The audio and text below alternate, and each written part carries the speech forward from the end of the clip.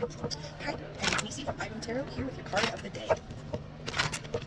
Right. Well, today we've got the Six of Swords. The Six of Swords.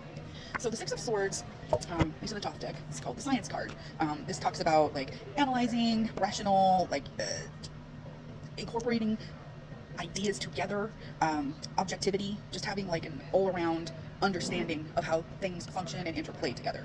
So with this card coming up, this is talking about you are likely, a lot of us have been going through it, okay? So in the process of going through it, a lot of times we'll establish, sometimes hastily, what isn't working, or what seems or doesn't seem to be gelling, or giving us a return on our investment, whether that's investment energy, emotional, financial, etc. And so we get to a point where we understand that, okay, I'm not getting a return on this investment. What do I need to do to pivot so that I can make it work? Whatever make it work, means for your situation.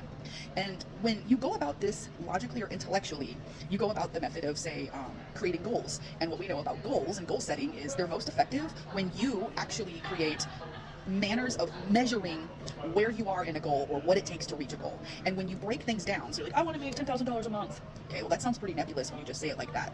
And maybe you've got some really good manifesting juju, but the likelihood is you've got to then break it down further. Okay, so if you want to make $10,000 a month, what do you need to do to start bringing in this money? What do you currently have bringing in money? Are you working a 9 to 5? Do you have 3 different hustles? Like, are you trying to set out and embark on a new hustle? So you need to see at every step, not just where your avenues can come from, but for each avenue that you're supposed to get this money in this example, well, to make $10,000, are you trying to make the money, or are you trying to say, like, after taxes? So you need to define something objectively. So there's no question about, like, what the $10,000 figure means, right? Step 1. Step 2, your avenues. Step 3, how many, if I'm trying to do $10,000 of readings, I have to decide how much is one reading and divide that by that much money. How many readings do I have to do?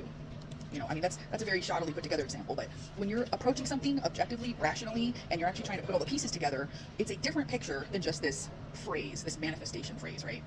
So now there's pros and cons to looking at things from this perspective. You do have to be careful that you don't get so far into objectivity that you leave out your subjective needs and nuances and factors that are obviously an important, component. So if you're trying to make $10,000, but you have to pay out like, I don't know, $7,000 a month on debt or child care, I don't know. Like, you just need to make sure that you're not so deep in the objective that you're dismissing the subjective or where the subjective fits in. But with this card coming up, this is telling me that erring on the side of objectivity, erring on the side of rationality, erring on the side of your intellectual prowess is going to serve you more than sinking deep into the waters of intuition or, that which is unknown or undefinable. We want definable, we want measurable, we want to be able to, like, plug in data points, okay? Now let's see an herbal helper for this. Oh, we've got clover coming in with nurture. Clover coming in with nurture, and we've got my emotions move through cycles and connect me to my truth. So this is, again, nurture and recognizing the concept of your cycles. We're bringing this all together. There is a place for your intuition. There's a place for nurturing. There's a place for being soft inside of, irrefutable data points. So we're mixing it all together, erring on the side of objectivity, but still making more than enough room for the subjective and for the cycles that you are going through and will continue to go through. Because once you get to the point of whatever it is you're working towards, you still need room for yourself, right? All right, get out there and make it happen.